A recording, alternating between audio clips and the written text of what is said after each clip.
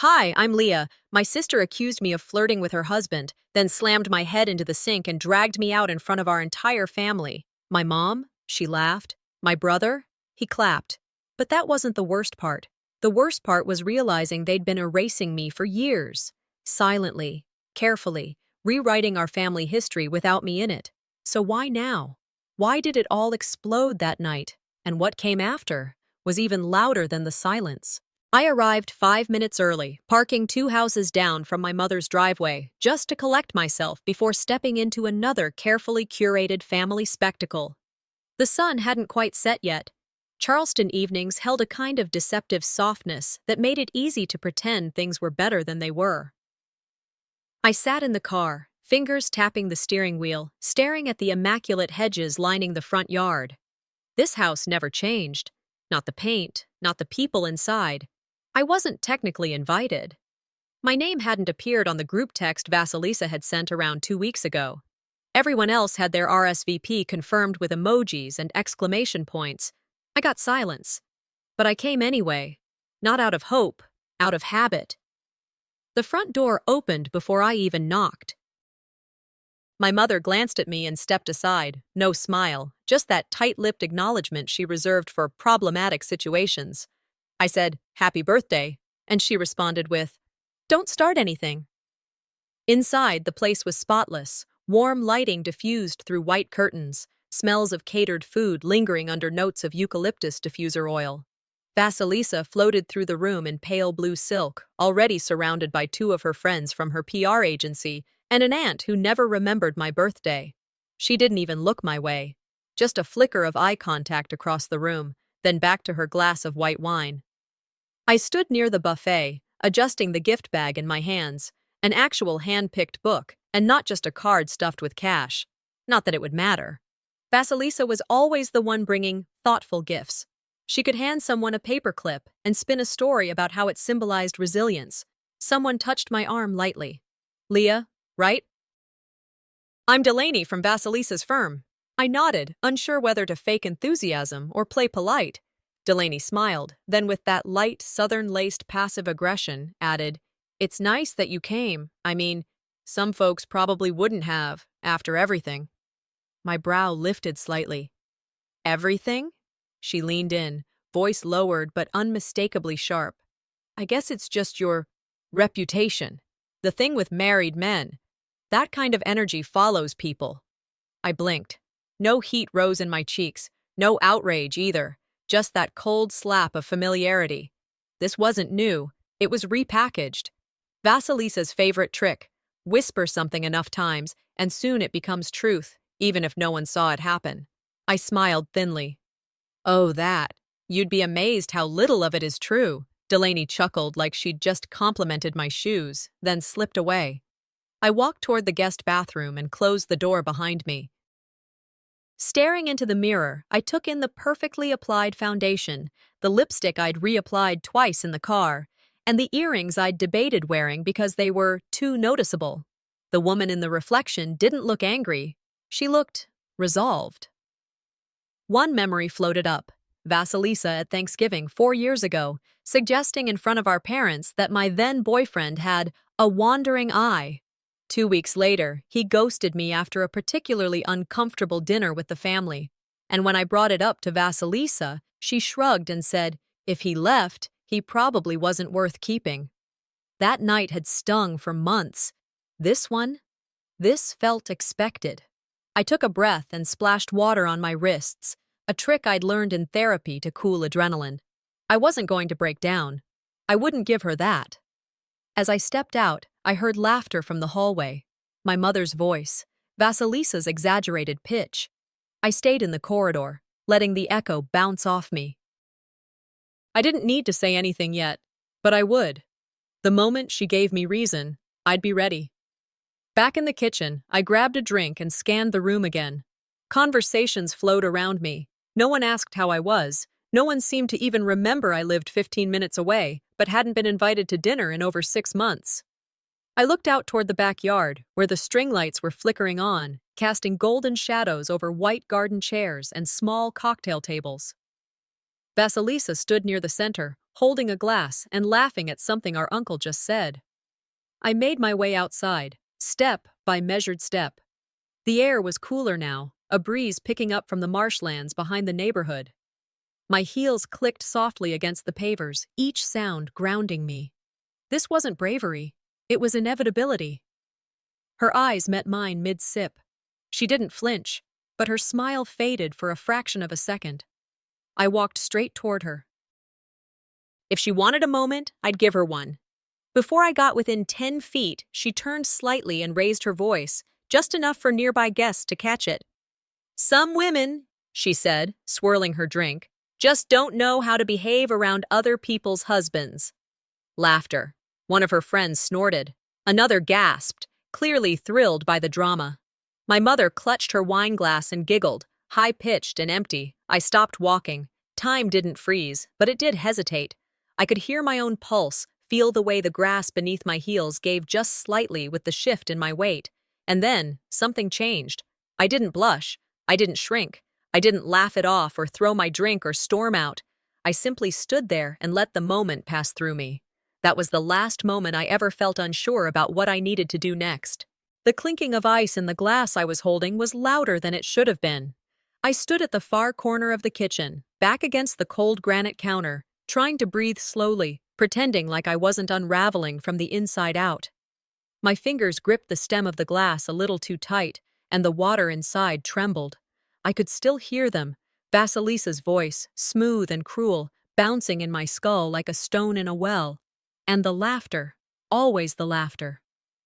The kitchen was quiet, except for the low hum of the refrigerator. I hadn't meant to hide in here, but I needed a moment without eyes on me. Just a moment to collect whatever fragments of myself were still holding. Then the door burst open. She came in like a gust of wind that slammed the door behind her with a thud that echoed off the tile. Vasilisa didn't wait. She didn't blink. Her heels tapped sharply as she crossed the floor in 3 deliberate strides, stopping barely a foot away from me. "So this is your thing now?" Her voice was low, clipped. "Flirting with my husband in front of our entire family?" I blinked, frozen. "What are you—" "Don't play dumb with me, Leah. That little look you gave him during dinner last Christmas? I saw it. You think I forgot?" My breath caught. "That was months ago. I passed him the potatoes." "Oh, sweetie," she sneered. "You passed him the potatoes like it was a love letter." I forced myself to stay still. "Why are you always looking for someone to blame when your life doesn't feel perfect?" She stepped even closer. "Because you walk into every room like you're the wounded one, the one everyone should feel sorry for. But you've always wanted attention, haven't you? I came here for Mom. I didn't come here to—" "Save it. You walk into every room like you want to be seen." She paused, eyes narrowing. "Well, now you are." Before I could step back, she moved fast. I felt her hand at the back of my neck, then the sudden force as she shoved my head forward. The sink was cold, unforgiving. My forehead hit the edge and there was a sound, a hard metallic crack. My ears rang, my vision blinked white. Then I tasted blood. For a moment, my body didn't respond. My hands stayed limp at my sides, fingers still curled from holding the glass. My thoughts raced, but my muscles froze. It was a kind of shock I'd never known, a silence that deafened from the inside out. Then, her fingers twisted in my hair. She yanked me back hard, dragging me toward the kitchen door. My feet scrambled beneath me, heels slipping on the tile. My scalp burned, the pain sharp and real enough to drag my brain back online. I heard her mutter as she pulled me. "You always thought you could get away with anything." I didn't scream, I didn't beg, I didn't fight. Not yet. Because this wasn't rage. This was a reveal. There's a quote I once read by Maya Angelou. "When someone shows you who they are, believe them the first time." I should have believed her when she ruined my 21st birthday, when she outed my job layoff to the entire extended family before I could explain. But I didn't. I gave her grace, I gave her room, and now here I was, being dragged like a rag doll through our childhood kitchen. The door slammed open again, this time from her force. Light from the backyard poured in, and so did the gasps. Music stopped mid-song. Laughter died instantly. I saw at least 40 faces turn toward us, some shocked, some blinking as if trying to decide what they were seeing. Her fingers were still tangled in my hair, pulling. My lipstick was smeared across my chin, and blood was dripping from my mouth. The silence was almost cinematic. "This," Vasilisa shouted, "is what happens when you try to come between a woman and her husband." No one moved. Not one soul stepped forward. I turned my head just enough to see my mother standing near the patio table, glass of wine still raised. She didn't even flinch. She looked embarrassed. Not for me, for the scene, for the disruption. A few guests awkwardly looked at their feet. One man cleared his throat. Another pulled his wife a little closer. But no one moved. Vasilisa finally released me, shoving me forward. I stumbled, caught myself against the wooden porch column, and stood upright. My head throbbed. My cheek was swelling. But I stood.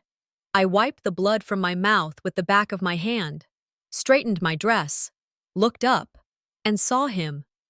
Aurora. Across the lawn, standing still. His expression unreadable. He didn't speak. He didn't move. But he watched. All of it. Every single second. And still, silence. They didn't defend me. They didn't have to. I was done defending myself, too. I stepped off the patio.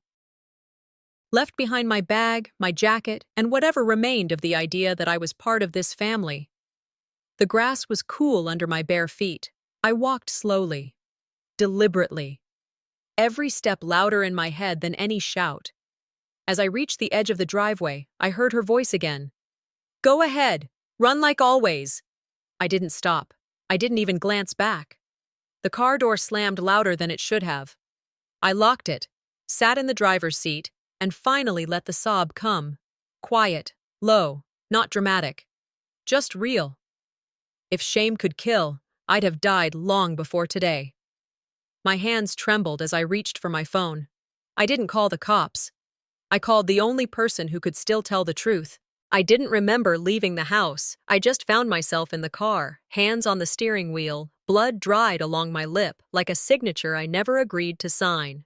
The trees along Broad Street blurred past in slow motion as I drove aimlessly through Charleston. My head pounded in waves, but my thoughts were sharp, vivid, not a haze. I didn't cry, not because I wasn't hurt, but because the pain felt almost familiar. In the rearview mirror, I caught my reflection. Hair matted, foundation smeared, a thin line of dried crimson down my chin. But it wasn't the mess that struck me. It was the calm in my eyes. I wasn't shattered. I was tuned in. The kind of alertness that comes only when you finally admit to yourself, this wasn't an accident. It never was. And then there was his face, Aurora. The way he had looked at me during the chaos, frozen, not shocked, not furious, just watching. Was that guilt? Was it a warning? Back at Christmas, he'd sat across from me, refilling my wine glass before I asked, saying, "You're too quiet for this family, you know." I'd laughed it off, but now I wondered, was that observation, or was he trying to tell me something? The streetlights flickered on as I turned off Meeting Street and pulled into a gas station lot. I didn't get out. I just sat there, engine off, hands still gripping the wheel. My phone buzzed once. Then again, I ignored it. And I remembered. I was 19. Thanksgiving. I had baked rosemary focaccia from scratch. Vasilisa was supposed to bring dessert, but showed up empty-handed. When Mom thanked her for the bread, I started to correct her, but Vasilisa cut me off with a giggle. "It's fine, it's ours. Leah just helped me with the recipe." She hadn't. She didn't even know what rosemary looked like. That was the beginning. Not the worst thing, not the loudest, but it stuck. Because later that evening, Mom patted my arm and whispered, "You don't need to be seen, Leah. You're not that kind of girl." Not that kind of girl. It was never outright cruelty. No slaps, no screaming. Just this gentle, constant rewriting of who I was, a quiet erasure. I was support staff in my own life, always present, rarely acknowledged. Dad once said it at a family dinner, wine in hand, like it was a compliment. "You're not like your sister. That's a good thing. Or maybe not." Everyone laughed. I did too. Vasilisa was curated, camera-ready, sharp-tongued, and always ahead of the room. I was filler, functional, the other one. Elie Wiesel once said, "The opposite of love is not hate, it's indifference." I knew what he meant. The wounds that don't bleed are the ones that fester. My phone buzzed again. I still didn't check it. Instead, I closed my eyes and let myself drift, just for a moment. And then, another memory. Young 27. Mom had introduced me to a neighbor at a backyard brunch. "This is Vasilisa's sister, the other one." The other one. That wasn't just a slip. That was a burial. I laughed it off, made some joke about being the family ghost, and moved on. But something died that day. Any hope I had that things would change, that one day I'd be brought into the frame. Gone. That was the funeral for whatever bond we'd once had. This whole thing, Vasilisa's tantrum in the kitchen, the slap of steel against my head, it wasn't about jealousy. It was fear. Fear that I might finally step out of the role they'd given me and speak. They weren't afraid I'd ruin the family. They were afraid I'd finally expose it. I finally turned off the engine and stepped out. The air was heavier now. Night settled in fully. A small park sat behind the gas station. I found a bench under a lamp that flickered slightly with age and sat down. I pulled out my phone, hovered my thumb over Aurora's contact. I stared at it for a full minute. Then I tapped out a different name, Aylin. "You were right," she replied almost instantly. "Where are you?" I gave her the location. "Do you want me to come get you?" I looked around. The bench was damp. The quiet was pressing in, but I didn't want to be rescued. Not anymore. "No," I typed. "But I need something." She sent a single question mark. "Do you still have that footage?" There was a pause. 3 dots danced on the screen. Then, "Yes." I stared at the answer for a long time. That one word hit harder than any of the ones flung at me tonight. It meant I wasn't crazy. It meant someone had been watching, quietly, like me, for far too long. Because if we're telling truths now, I think it's time I start with mine. I woke up on Aylin's couch, one arm curled awkwardly under my back, the other still cradling the phone I must have fallen asleep holding. The morning light filtered through gauzy curtains and struck a gold line across the hardwood floor. My mouth was dry, and a dull ache pulsed at my temple. I didn't recognize the person I saw in the mirror above her mantel. Bruised lip, tangled hair, eyes hollow but wide open. I had crossed some kind of line last night, and there was no uncrossing it.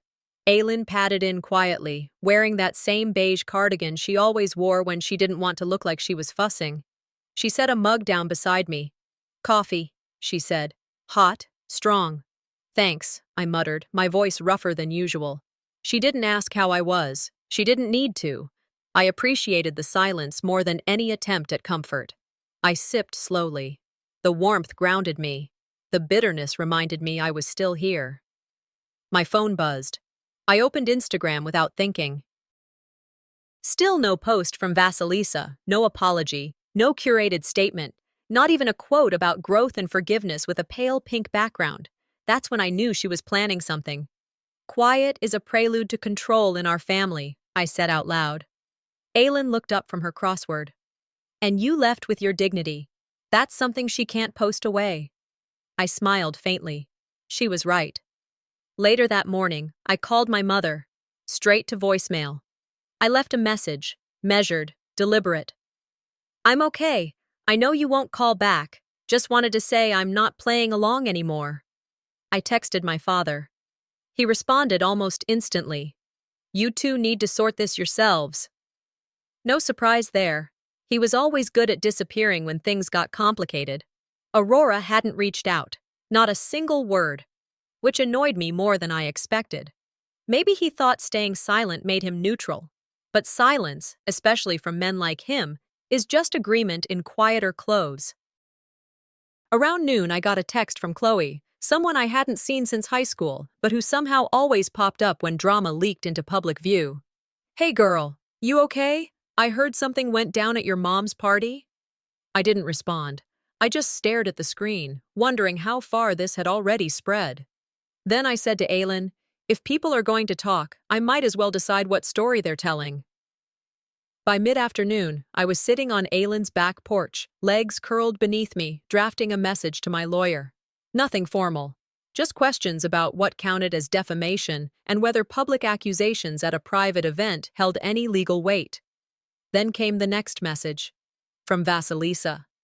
It was terrifying in its calmness. Let's not make this bigger than it needs to be. Family always gets over things. My chest tightened, not from anger, but from the familiarity of that line. That kind of sentence was her specialty. It sounded reasonable. It sounded grown up. But it was a rewrite of what had happened, a weapon dipped in honey. I stared at the message for a long moment before typing back, "We don't get over what you refuse to acknowledge." I didn't expect a reply. I didn't need one. That same afternoon, Aylin's neighbor stopped by with a pie and a whisper. "Aurora's moving out," she said. I blinked. "What?" "Left the house about an hour ago. Bags packed. Didn't say goodbye to anyone." Aylin looked at me across the kitchen island. "He's not doing it for you." "I know," I said. "That doesn't make it meaningless." The truth is, it didn't feel like validation. It felt like disruption. A shift in the air. When people disappear without explanation, it's not resolution. It's the storm changing course. When people start disappearing, I said aloud, that's not peace. That's power shifting. That evening, I took myself out to a quiet cafe downtown. I needed space away from couches and murmurs. I ordered chamomile tea and sat in the back, my journal open, pen in hand. I wrote, "This ends with truth, not silence." I didn't know yet what the truth would cost or how long it would take to say fully, but I knew I wasn't going back to being quiet. I was halfway through a sentence when I saw him. Aurora. He stepped inside, spotted me immediately, and didn't flinch. He walked over slowly, his shoulders tense, his hands empty. He sat down across from me without asking. "I didn't know how to stay," he said softly. But I knew I couldn't stay there. I closed my journal. "And?" He looked away, then back. And I should have said something. But I didn't want to make it worse. "You think silence made it better?" I asked. "I thought it would keep things from exploding." "Sometimes things need to explode," I said. "That's the only way you see what's been buried underneath." He nodded slowly. "You're right." I studied him. No excuses. No shifting blame. Just discomfort he wasn't trying to escape from. "Then maybe," I said, "it's time someone finally does say something." He opened his mouth, but I didn't expect what came next. And neither did he. I woke up to the soft buzz of my phone, echoing through the silence of Aylin's guest room. My head throbbed, not from pain, but from knowing I was about to see what kind of spin Vasilisa had crafted overnight.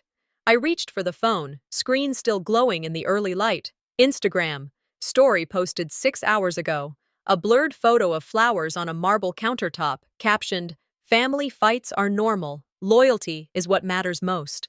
Below it, a wave of comments, heart emojis. "You're so strong. Sending you love. Keep shining." I stared at the screen, stunned.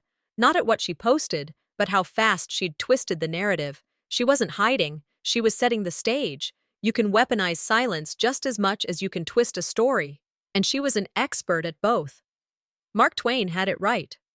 A lie can travel halfway around the world while the truth is still putting on its shoes. I sat up, my ribs aching, and scrolled through my inbox. Nothing from her directly. No apology.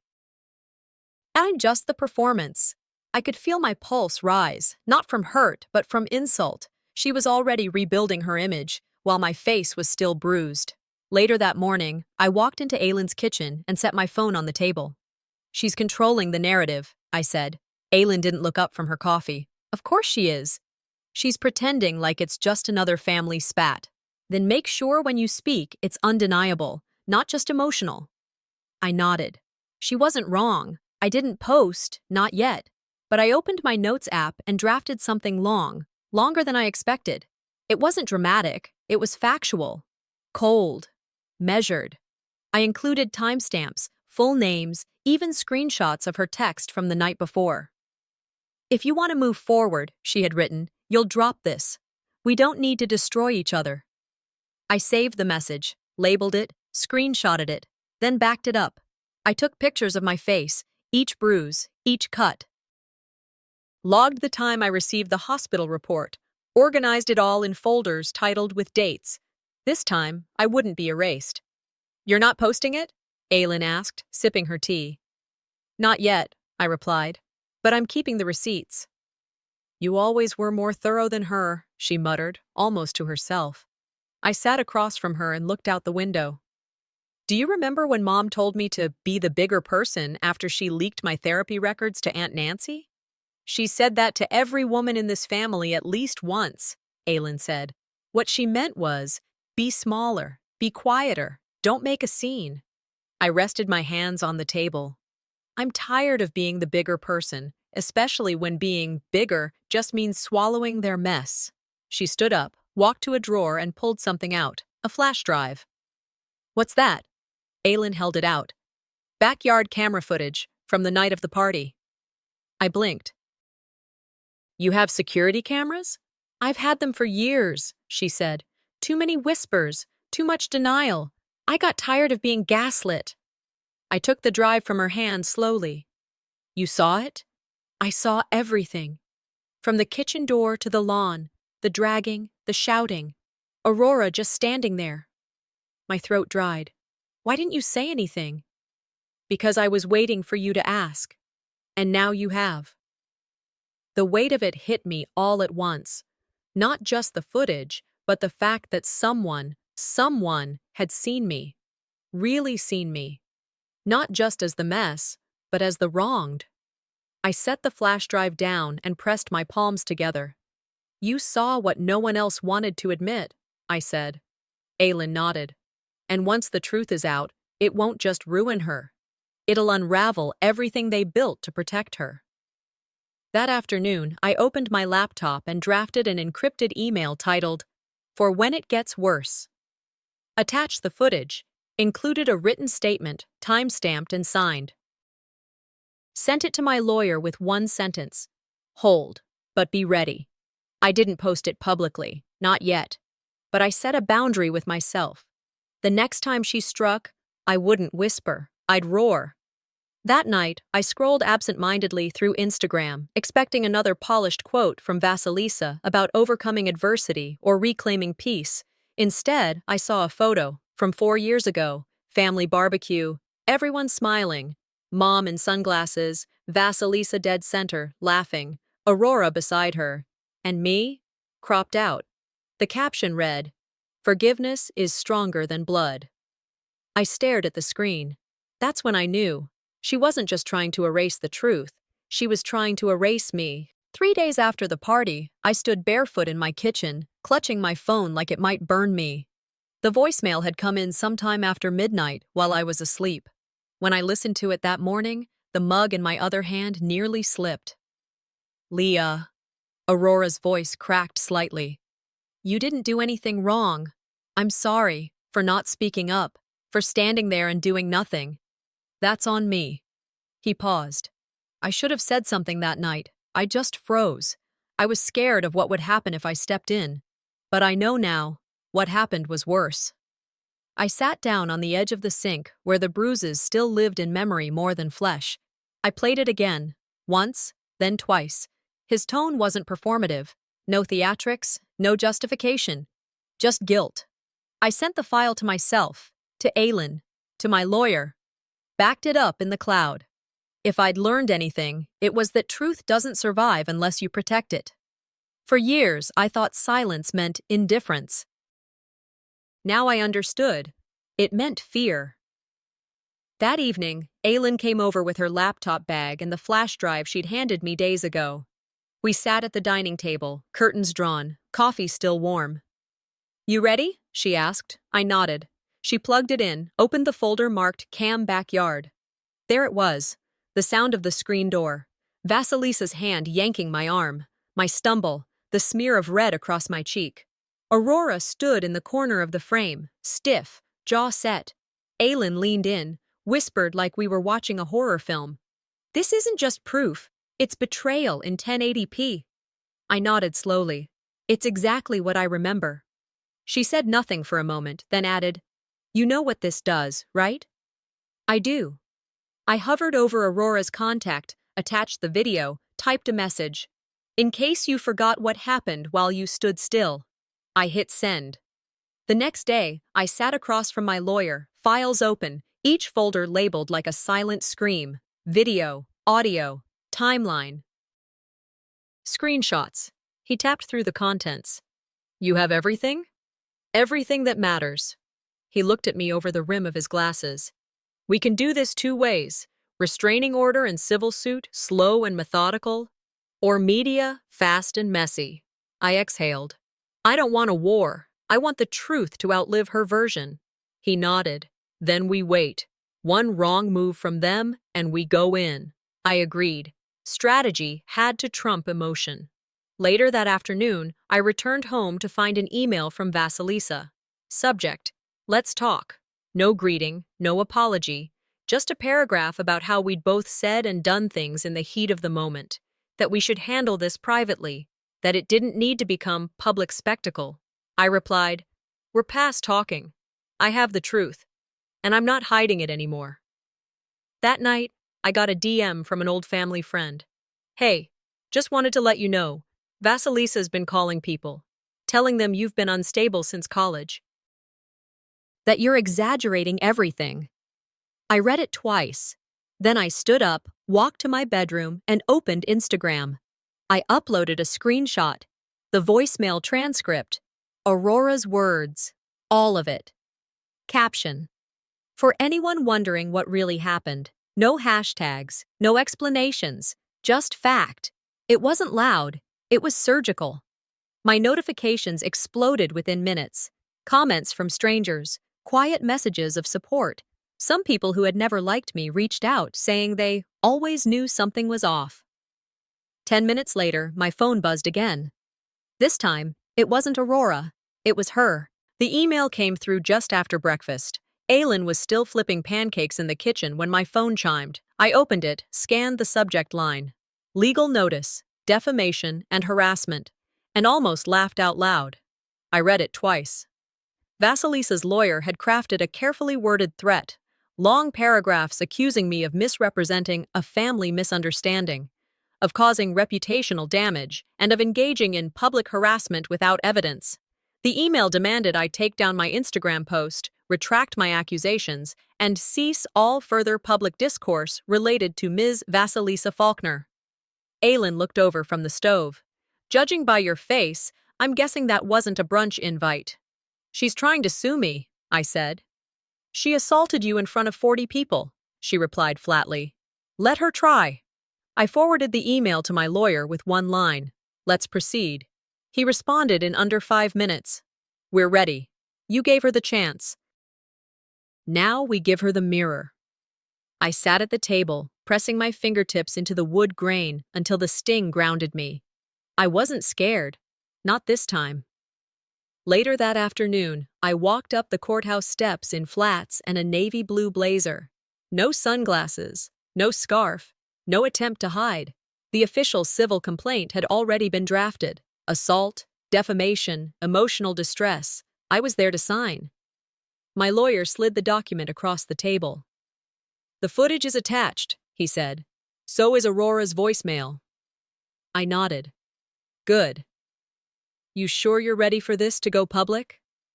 "I'm not chasing the spotlight," I said. "But I won't flinch from it either." As I stepped outside, I noticed 2 people across the street with cameras.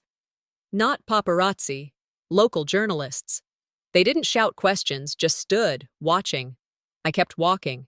If they wanted a photo, they'd get one of me upright. If I couldn't change the past, I'd define what came next. That night, as I was organizing documents on my desk, my phone rang. Unknown number. I hesitated before answering. "Leah?" The voice was soft, nervous. "Yes?" "It's Marcy. We met years ago. I used to work with Vasilisa." I sat up straighter. "Marcy, I remember." She hesitated. "I probably shouldn't be calling, but I thought you should know something. Your sister, she's been seeing someone for months." I didn't speak. I just waited. I found messages, overlaps with when she accused you. The dates don't lie. Marcy's voice was steady, but I could hear the regret underneath. She blamed you to cover herself.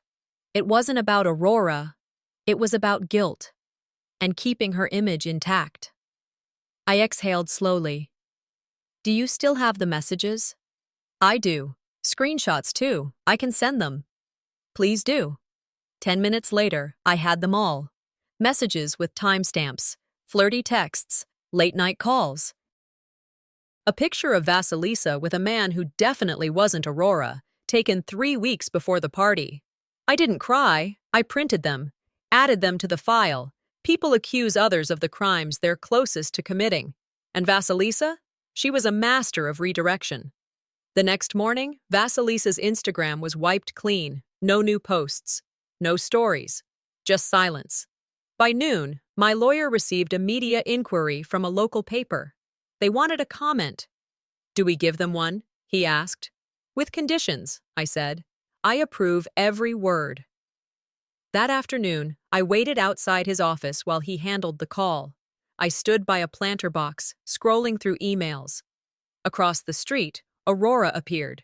He didn't approach, just stood there, watching. Then he lifted his hand, a wave. I nodded, nothing more. He didn't cross over, and I didn't invite him to.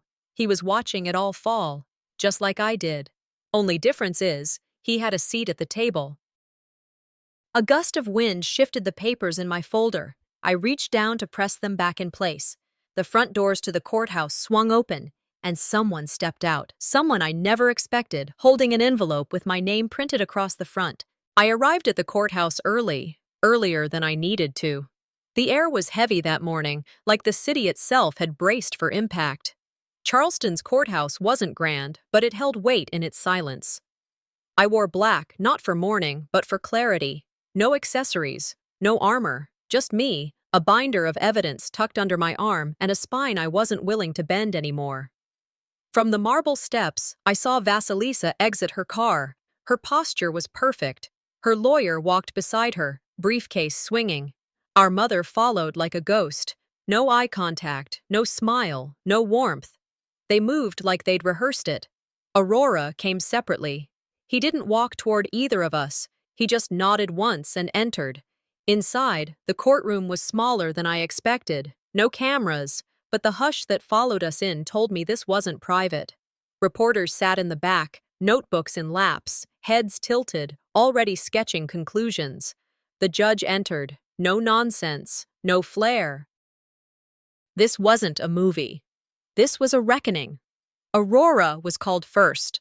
He stood, straight-backed, eyes low. Mr. Faulkner, the judge said, you may proceed. He cleared his throat. Leah didn't instigate anything. I watched the whole thing. I froze. I regret that. I didn't defend her when I should have. A low murmur rustled through the back row. Aurora continued. I moved out the next day, not because I was unsure, but because it was the first time I saw what I'd been part of, and I couldn't live in that lie anymore. Vasilisa stared forward, expression tight. Her hands didn't move. I stayed silent, eyes fixed on her. This wasn't revenge. This was retrieval of the voice they buried. Vasilisa's attorney tried to discredit me, said I was unstable, emotional, vindictive. My lawyer handed over the screenshots, the footage, the voicemail. Let them argue with timestamps. Finally, the judge turned to Vasilisa. You may respond. She stood slowly, brushing invisible lint off her skirt. Your Honor, this is a private family matter that's been misunderstood and magnified. There was never any malicious intent, just family pressure. Miscommunication. Her voice was sugar and steel. The judge looked to me. Ms. Faulkner? I stood. Choking someone with silence is still violence, I said. Calling it family doesn't absolve it. If anything, it makes it more insidious. Miss Faulkner, the judge warned. I nodded. I'm done, that's all. We adjourned shortly after. The hallway was loud again, reporters waiting like vultures. As we passed each other, Vasilisa hissed, You always needed attention. I didn't pause. No, I needed air. You kept calling it noise. Outside, the press swarmed. Aurora stepped forward. I've filed for divorce, he said. Cameras clicked. I stood by too long, he added. When you let truth fall silent long enough, you become complicit. I won't be that man anymore. Vasilisa pushed past without a word. One reporter turned to me. Leah, what would you say to your sister now? I stopped. I wouldn't say anything, I said, but I'd listen if she ever decided to speak truth. That night, I sat alone in my apartment. Lights low, phone face down. I replayed Aurora's testimony once, then again, and I realized it wasn't just her lies I survived, it was their silence. The morning after the verdict, I woke up to 23 missed calls and at least a dozen texts. My phone buzzed every few seconds with new notifications, articles forwarded by friends, links to podcasts, screenshots from headlines I hadn't even seen yet. One read, Charleston woman wins defamation case against sister and family fallout that rocked social media. I sat up slowly, stretching the stiffness out of my back. I hadn't slept much. I hadn't wanted to. I opened my laptop and scrolled through my inbox. Interview requests, panel invites, a morning show asking for a conversation about truth and family legacy. I deleted most of them. I wasn't interested in becoming a brand. I made tea and let the kettle whistle longer than necessary. When I returned to my phone, a new message had come in. It was from Aurora. If you need me again, I'll speak. On record. No hesitation. I stared at the screen for a long time. It was funny how the ones who stayed silent when you bled suddenly wanted to raise their voices after the crowd started clapping. Funny, I murmured. The people you needed least are now ready to do the most. By the end of the day, news spread fast. Vasilisa's social media vanished, every profile gone without warning. Her PR agency quietly updated their website, removing her bio and releasing a 2-line statement about her taking an indefinite personal leave to focus on family. But damage doesn't pause for someone to rebuild. Screenshots leaked. Old texts. A thread from a former assistant who admitted Vasilisa had asked her to plant concerns about my mental stability in casual conversations online. One message simply read, "Make sure people see her as erratic. That'll take the heat off."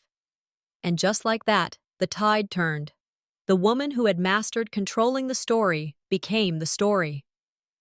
By dinner, my phone rang again. It was my mother. I considered letting it ring out, but I picked up. "Leah," she said, breathless, "do you really want her life to fall apart like this?" I didn't raise my voice. "I didn't ruin her life," I said. "I just stopped hiding mine." Silence. Then a soft click.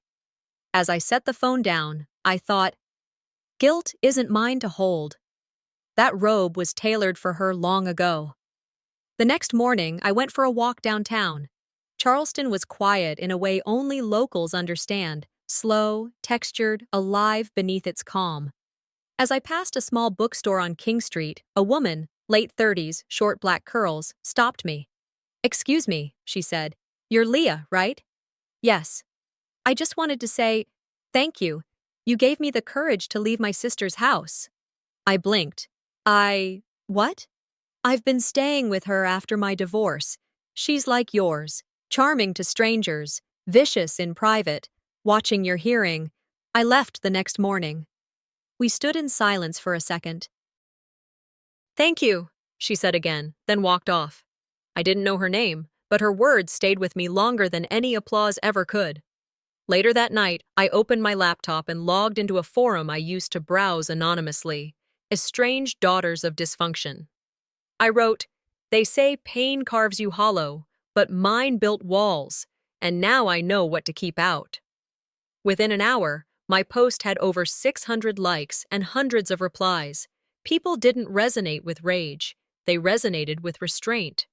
"You don't have to scream to be heard," I wrote in a follow-up. "You just have to speak without shaking." That night, just as I was finishing dinner, my phone buzzed. Voicemail. Unknown number. I pressed play. Leah, a man's voice started. You don't know me. My name's Jonah. I used to be engaged to Vasilisa. A long time ago, before Aurora. I froze. She did the same thing to me. Turned everyone against me. Even cut me off from my sister. A pause. I wish I'd spoken up. I didn't. But I hope you don't stop. Because she does this. Over and over. And no one ever tells the next person. The message ended there. I sat for a long time. Phone still in hand. This wasn't just about me. This was about the women before me. The ones who didn't get the chance to speak. I walked into my office and opened a new document. Title: For the ones they almost erased. And for the first time in years, I didn't feel like I was writing alone. A week after the media storm, I found a thick envelope waiting on my front porch, certified, no return address, just my name in neat black print. I brought it inside, closed the door behind me, and sat on the couch without removing my shoes. I opened it carefully, expecting another threat or apology disguised as concern. Inside was a copy of my grandfather's will, the original one, dated 3 years before the version Vasilisa had waved around during the estate division. This one had both our names, co-beneficiaries, equal say, equal stake. I felt the blood drain from my face. I read it again, slower this time. I remembered the day of the funeral, how Vasilisa had spoken to the family lawyer alone. I hadn't thought much of it. I was too tired, too broken to connect the dots, but now they were screaming at me. The updated will had been filed less than 48 hours after his death. No signature from a second witness, no copy ever sent to me. Just a sudden change of power, wrapped in legalese. She didn't just erase me from memories, I whispered. She erased me from legacy. I called my attorney, voice steady despite the nausea crawling up my spine. This isn't just unethical, he said. It's potentially criminal. Do we go public? Not yet, he replied. Let's move quietly and smart. Document everything, I told him. Every step. That evening, I drove out to the old estate. The iron gate was still half rusted, the garden overgrown, but Mr. Hadley still lived in the small caretaker's cottage out back. He opened the door before I knocked. I figured you'd come, he said. Do you remember the week before Granddad passed? I asked. He nodded once. She showed up unannounced, had a folder under her arm, went straight into the study. Was he alone? No. The young assistant was with him, the one from the lawyer's office. I frowned. The assistant who never came back after the funeral? He nodded again. She left with a different folder, he said. Didn't say a word. Why didn't you tell anyone? I kept my mouth shut, he said, but I watched. That's more than most people in your family ever did. I asked permission, hit record, and captured everything he said. Later, I played it back on repeat in the car, letting each word sink like a pebble into a pond, radiating truth outward. Even the gardener had seen what the people who raised me refused to. I called a family meeting the next day. No cameras, no press, just a rented conference room in a Charleston hotel, 5 chairs, and the weight of a decade's worth of silence. Vasilisa arrived first, lips thin, dressed like court never ended. My mother followed, disapproval worn like perfume. Aurora came too, quieter this time. I didn't ask why he came, I just let him sit. I placed the original will on the table, then the new one, then Mr. Hadley's statement. Vasilisa didn't speak. My mother broke first. You're tearing this family apart. No, I said calmly. You did that the moment you chose one daughter's image over the other's existence. The silence that followed wasn't awkward. It was earned. Aurora, without a word, reached over and placed his hand on mine. Not in pity, in alignment. I didn't need them to admit guilt. I just needed them to see that I wouldn't shrink anymore. I didn't call the press. I filed the paperwork privately. Fraud investigation. Probate court. Let the system sort it out. Rumors started online. Whispers. Passive-aggressive posts from distant relatives. Vague, "We never really knew her" tweets. I ignored them. Instead, I returned to what grounded me: my workshops, small groups of women who'd also been the quiet ones, the overlooked, the difficult daughters. I hosted sessions in libraries and churches, called it Letters from the Unseen. One night, while reviewing attendance signups, I received a voicemail from a national investigative podcast. The producer didn't mention my sister's name once, only mine. "We want to talk about what it means to survive a family that doesn't see you. We're not interested in the scandal. We want to talk about survival." I leaned back in my chair, the hum of the city low outside my window. This wasn't just about the will. This was about rewriting the legacy I'd been cut out of. 2 weeks had passed since the courthouse door closed behind me.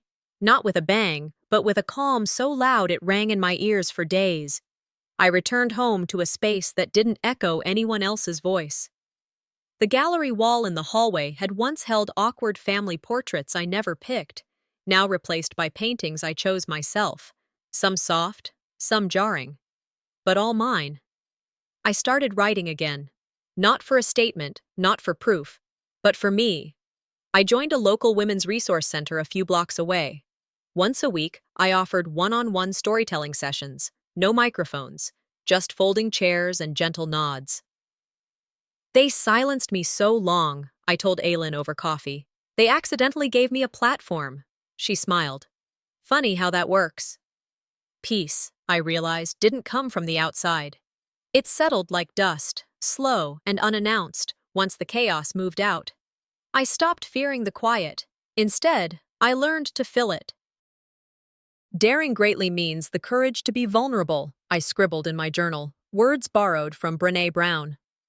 One afternoon, a cream-colored envelope arrived, hand-addressed. The handwriting I knew instantly, sharp and elegant like its owner.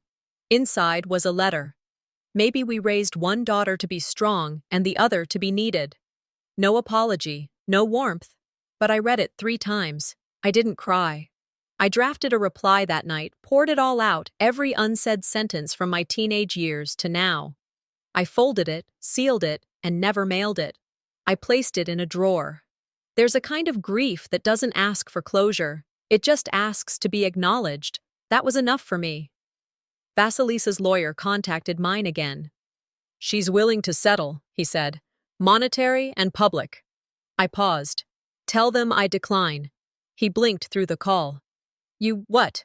"I want a statement, not a payout. 1 sentence, the truth." "That's it." "I'm not sure they'll go for that." "Then they don't want peace. They want silence." Aurora called later that evening. "I heard," he said. "You declined." "I did." "Most wouldn't." "I'm not most." He hesitated. "I'm seeing someone. A therapist. I hope you're honest with her." "I'm trying to be. I respect that. I'd like to meet sometime. Not romantically, just truthfully." "Someday," I said, "but not yet." The next morning, I drove out to the family estate. A for sale sign now drooped slightly in the overgrown lawn. I didn't go in. I didn't need to. I just stood by the gate and took in what used to hurt. I pulled a folded scrap of paper from my pocket, scribbled 5 words, and slipped it through the bars. I existed here too. Leah. Then I walked away. This time without looking back. They wanted me silent. But now, even my silence carried truth. I started outlining a memoir that week, not for a publisher, but for my own clarity. I titled the document "The Shifted Silence." And as I typed the first line, I realized something. I thought the chapter had closed, but healing, like truth, is never linear. I walked into the podcast studio with nothing but a glass of water in my hand and the weight of everything I was no longer carrying. No makeup, no filter, just presence. The room was quiet, not out of awkwardness, but reverence. The host greeted me with a nod, no makeup either, just kind eyes and an energy that said, "You don't have to perform here." The topic for the day's taping was "When Your Family Becomes the Battlefield." Fitting. The small audience seated behind the sound booth included other women, some younger, some older. All of us carried silence like second skin. The host began gently. Today's story isn't just about survival. It's about rewriting history. Without permission. I adjusted the mic. My voice didn't tremble. I wasn't supposed to be here, not the version of me they designed. I was supposed to stay silent, stay useful, stay forgotten. But something happened. I ran out of space to store their lies. I walked them through the sink slam. Every detail. Not dramatized, just laid bare like evidence on a courtroom table. I didn't break when she dragged me across that kitchen. I broke when no one moved. The audience was silent, leaning in. No one blinked. Then I added the layers no one had heard yet. Aurora told me, after it all, that Vasilisa faked a pregnancy to keep him from leaving. Gasps. My mother? She admitted under pressure that she knew about the will. She'd kept quiet because Vasilisa had the vision to lead. I wasn't even supposed to know that version existed. I paused, then read aloud a line from my journal. I wasn't written out. I was edited by cowards. The host leaned forward. If they're listening, what do you hope they hear? I exhaled. That silence doesn't protect anyone. It just delays justice. And sometimes silence is the first lie they teach you to believe. Later in the recording, I announced it, cleanly. No build-up. My memoir, The Daughter They Buried Alive, is coming out this fall. Murmurs. Someone exhaled hard. Half of the proceeds will go toward organizations that support women estranged from abusive family systems. Not broken, just estranged. And rebuilding. There was a pause. Also, I added, we're filing criminal charges regarding the altered will. We now have everything we need. The original. The assistant's testimony. Even the missing signature.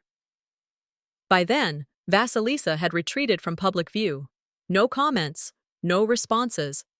But that week, my attorney sent her official notice. That same evening, I received a voicemail from my mother. I didn't listen to it. I read the transcription. Leah, please. You've done enough. You're breaking what's left. Just stop. I stared at the screen, then typed a reply. You had decades to speak up. I only needed 1 hour. The next morning, I stepped out of the studio into sunlight and applause. A small group had gathered. Not paparazzi, people. They held signs. We see you, Leah. Truth doesn't whisper, it echoes. I stood for a moment, taking it in, then stepped forward. A teenage girl in a denim jacket held out my manuscript, shaking. You didn't just survive, she said. You made space for the rest of us. I smiled, signed the front page, hugged her gently. That's the only win that matters, I whispered. Later, I sat at my kitchen table, tea steeping beside me, scrolling through new messages. Not press requests, not scandal chasers, just women saying, me too, in different ways. I opened the final draft of my manuscript, typed the last line. I wasn't just the woman who was dragged out. I'm the one who walked back in, on my own terms. And this time, they'll have to rewrite history without me.